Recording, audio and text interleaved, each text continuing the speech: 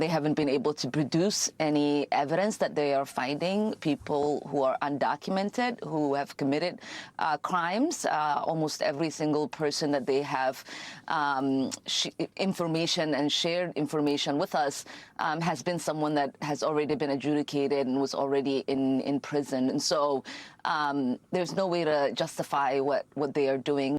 Well, that was far-left Democrat Ilhan Omar, accused of flatly lying to the American people on MS Now, claiming ICE has not produced any evidence they're finding criminal illegal aliens in Minnesota. DHS has repeatedly released their mugshots, their names and crimes, talking murder, homicides, kidnapping, child assault, robbery, and more. Let's bring in former Trump acting DHS Secretary Chad Wolf. Good to see you. What do you make of Ilhan Omar's claim? Because Democrats are threatening a shutdown and talking defunding ICE.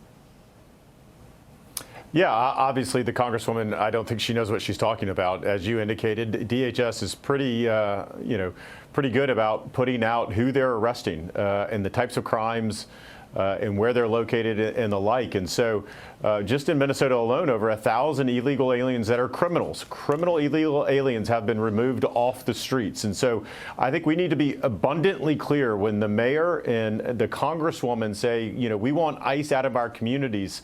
They want to protect those criminals because those are the individuals getting, that ICE is removing. And we know that, local police there will not assist ICE in any sense of the word. So I think, you need to look at what DHS is putting out. You need to look at the mugshots, as you indicated, and they're very clear on the types of crimes that these illegal aliens, again, folks that don't have a legal right to be in the United States, committing additional crimes throughout the country, including there in Minnesota. Those are the folks that ICE is taking off the street. There's ongoing chaos in Minneapolis over ICE. A woman was pulled out of her car by federal agents, allegedly impeding an enforcement operation in Minnesota. The unidentified driver positioned her car reportedly across lanes of traffic, blocking ICE vehicles. But watch Minneapolis Mayor Jacob Frey say he does not support abolishing ICE. Then you're going to see far-left Congresswoman Pramila Jayapal shake her head at a reporter's question he's asking about deporting criminal illegal aliens. Then you're going to see Senate Minority Leader Chuck Schumer refusing to answer whether Democrats will vote to defund DHS and ICE. Watch.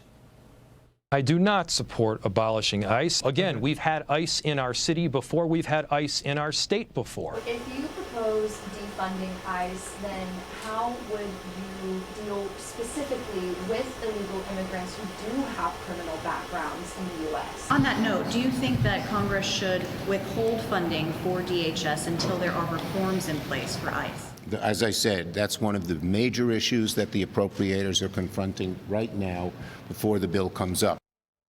Secretary? Yeah, I mean, it's crazy that we're having this, that they can't literally answer that question. ICE was given a mission by those members of Congress, by Congress, to make sure that they go out and they enforce immigration law. It's not, you don't get to choose when you do that. You do that across the board. You do that with folks that are here illegally. And so the fact that they want to abolish ICE, this is another, we saw this in 2020. It's back now again. This is an assault on law enforcement. And the majority of Americans don't support this. You may have little pockets of support in places like Minneapolis and New York, but the rest of the country is just shaking their head saying, these are law enforcement officers trying to do a very dangerous job. And these people want to coddle, they want to protect, and they want to advocate for criminals. And so I think that that tells you all you need to know. Chad Wolf, thank you so very much for joining us tonight. It's good to see you again.